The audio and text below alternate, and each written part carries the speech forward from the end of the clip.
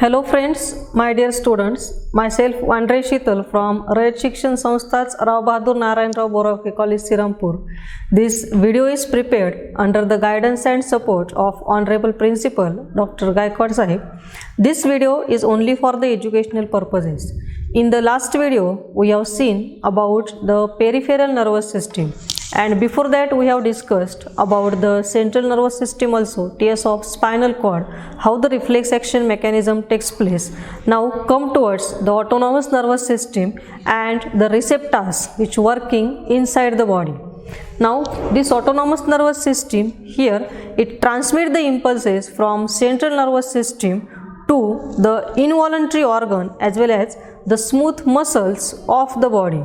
This autonomous nervous system, it consists of a special part of peripheral nervous system because that regulates the involuntary activities like the cardiac muscle, the smooth muscle, different glands, etc. These impulses, they are carried out from central nervous system by the axon that synapse with an autonomous ganglion, and it is preganglionic neuron. The second neuron in this ganglionic pathway, it has an axon and that transfer this impulse to the autonomic ganglion, and after that it transfer to the effector organ which is known as the postganglionic neuron. The firstly, no doubt, the central nervous system, it get transmit the impulses to the surrounding and then it is get transferred to the respected body part. This autonomous nervous system, it is divided into sympathetic nervous system as well as the parasympathetic nervous system. Now in this sympathetic nervous system, it is called as the thoracolumbar outflow because it originates in thoracic region and lumbar region of the spinal cord and consists of 22 pairs of the sympathetic ganglion which lie in pair of sympathetic cord on the lateral side of the spinal cord. These preganglionic nerve fiber are short, postganglionic nerve fiber are long. The adrenaline and noradrenaline, it is produced at the terminal end of the postganglionic nerve fiber of the effector organ that we called it as the androgenic fiber. This sympathetic nervous system, it controls the body activity, that is the fight and flight responses.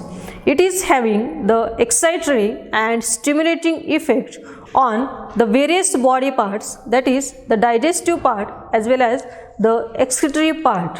Now come towards the parasympathetic nervous system.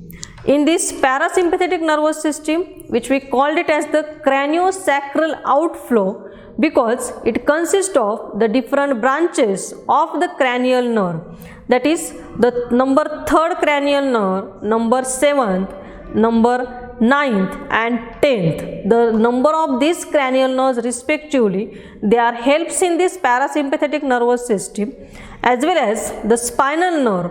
Along with that also get working. It consists of the ganglion which are very close or within the wall of the effector organ. The preganglionic nerve, they are long, and postganglionic nerve, they are very short.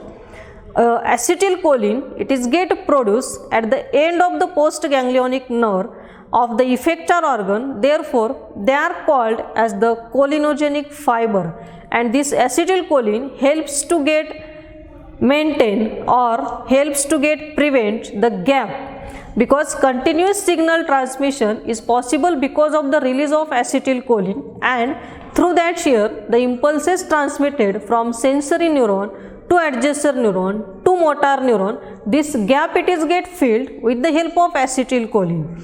This parasympathetic nervous system is the antagonistic to sympathetic nervous system and it brings back to normal all the activities which are stimulated by sympathetic system. Therefore, it is also known as the housekeeping system.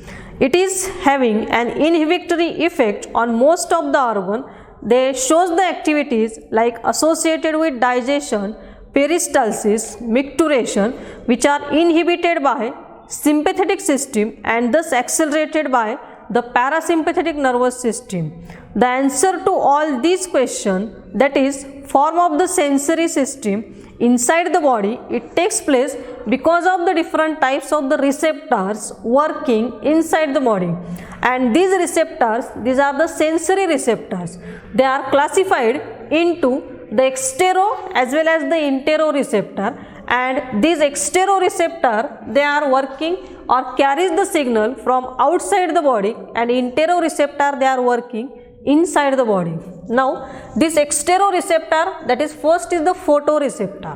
This photo, it is responsible to carry out the light, and no doubt these eyes, they are responsible for capturing the light in the form of the different waves. This image is created in the retina, identified with the help of the brain, and therefore the function of this receptor is responsible for sense of a vision. Then statoreceptor, it is showing the connection to the internal air. These receptor, they are maintaining here the balance as well as the equilibrium of the body. The thermoreceptor, that is the skin, and this skin, it gives the sensation about the climatic condition also, that is the hot, cold, etc. The phonoreceptor is again connect to the internal ear, and this ear, in the form of the waves, they connect the sound, and this sound with the help of the cochlear nerve goes to the brain, activate the central nervous system, and the words that will be get here the heard, that is they are showing the sound reception. The mechanoreceptor, again here the skin, it shows the location, then the function of that, it is nothing but the pain, pressure, deep pressure, stimuli, that is the touch. The enteroreceptor, it is again further divided into entero, proprio and baroreceptor. This enteroreceptor, it is connected to the internal organ.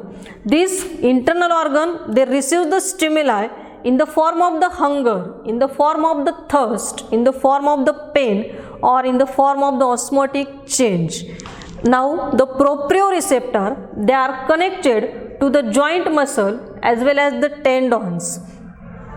These shows the function, that is the change in movement of joint, tendon and muscle, as well as pain, tension, sensation of the vibration. Then the baroreceptor, it is connected to the wall of the atria, vena cava, as well as the aortic arch, as well as the carotid sinus. And the function of this baroreceptor, that is the change in blood pressure, it also maintains the homeostasis, that is the constant internal temperature of the body, through the vasodilation as well as the vasoconstriction. Means the elimination of the nitrogenous waste is also responsible to maintain the osmotic balance of the body.